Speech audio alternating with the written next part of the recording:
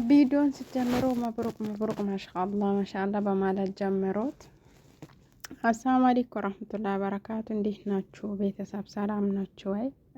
አንዲት እህታችን ታሪክ ፈጥራለች።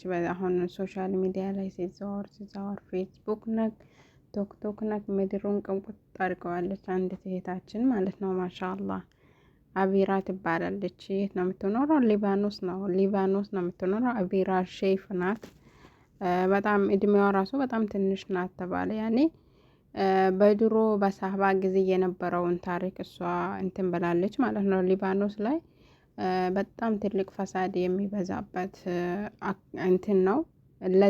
ለዛ ነው ትልቅ መልእክት ነው ይሄ ራሱ ማለት ነው። ትውልዱ ኢስላም ምን እንደሆነ ለማሳየት መሰለኝ ይሄንን እንትን ያደረገችው ማለት ነው። የኒካ ብር የኒካ አረ ንገሩኝማስ የኒካዋን እንትን ቁርአን እንዲሆን አደርጋ ቅውጥ አድርገዋለች። ሲጀመር እሷ በጣም ተጽዕኖ ፈጣሪ ትልቅ እንትን ሚዲያ ላይ ትልቅ ተጽዕኖ ፈጣሪ ናት አሉ። ሶሻል ሚዲያውን ቅውጥ አድርገዋለች። ግን በጣም ደስ ይላል ወላሂ። እንደዚህ ልባችን ረጥቦ በዚህ ልክ እንትን መሆን እኔ በጣም ነው የቀናሁባት በነገራችን ላይ ማለት ነው። ምን አለ እኛም እንደዛ ብንሆን ብዬ ተመኘሁኝ።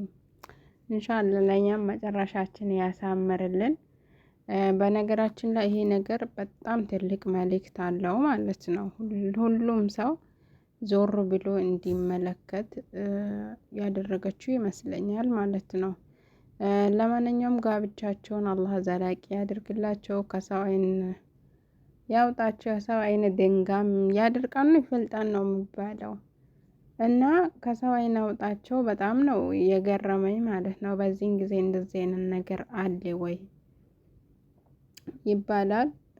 የኒካ እንትኗን ቁርአን አደረገችው።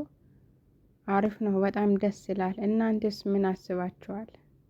እንዴት ነው ይሄ ነገር? እስቲ ሀሳብ አስተያየታችሁን ኮሜንት ላይ አስቀምጡ።